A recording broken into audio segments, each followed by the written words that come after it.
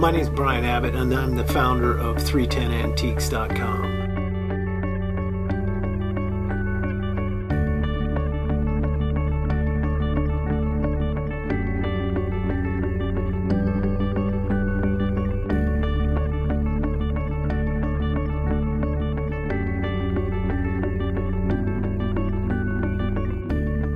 So let's talk for a minute about how you can be had or taken advantage of when you go out to buy a diamond. A diamond is a significant purchase, and I think it's really significant in terms of buying engagement rings versus what you would buy a car or a house. What are your biggest purchases in your life? Well, oftentimes people will spend $10,000, $15,000, $20,000 or more on a diamond, particularly a diamond engagement ring, and oftentimes quite a bit more.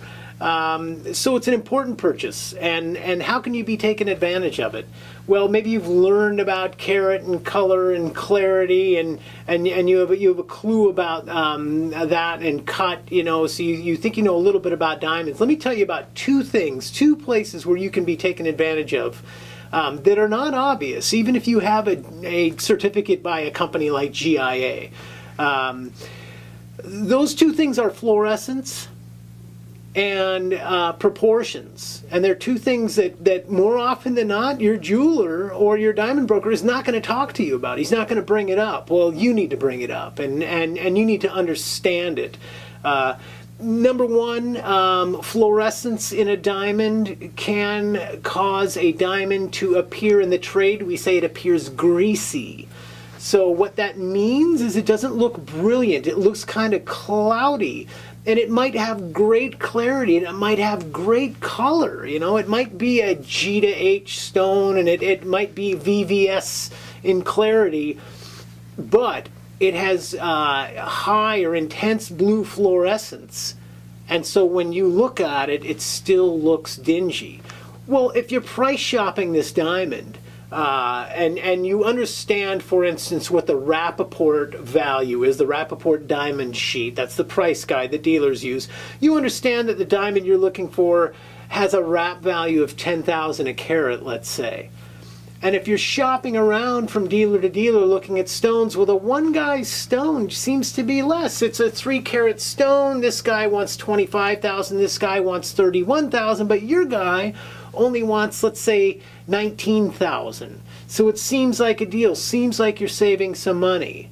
Well, if the diamond is highly fluorescent, guess what? You're not saving money. It's a horrible value. You've really hurt yourself if you went in for that.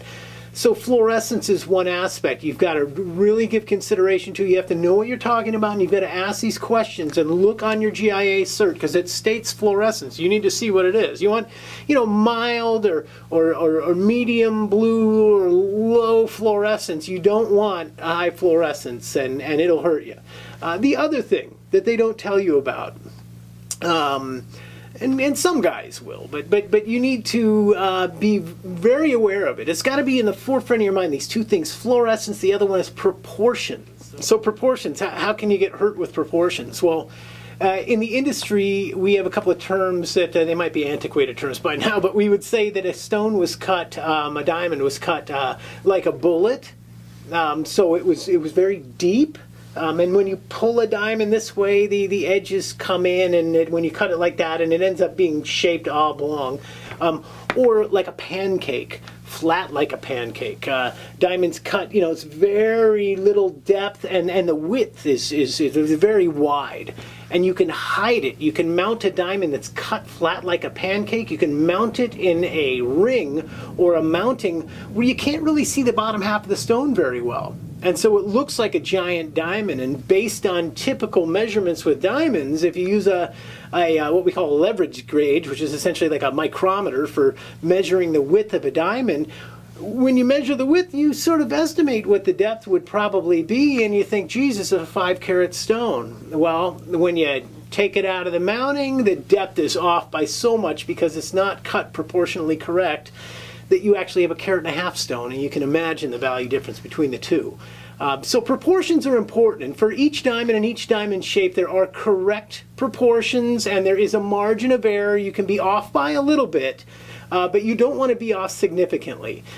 a diamond that is cut disproportionately, it's not as it should be cut, trades for a significant discount on the wholesale market. So again, just like with fluorescence, if you're shopping around for, let's say, a 5-carat diamond, and you see a few different dealers, and one guy seems significantly less, that's another thing to ask. You're going to ask fluorescence, but also proportions. How well is this diamond cut? Because if it's cut off, it's not a deal. It's a really bad deal, and you got to run the other direction.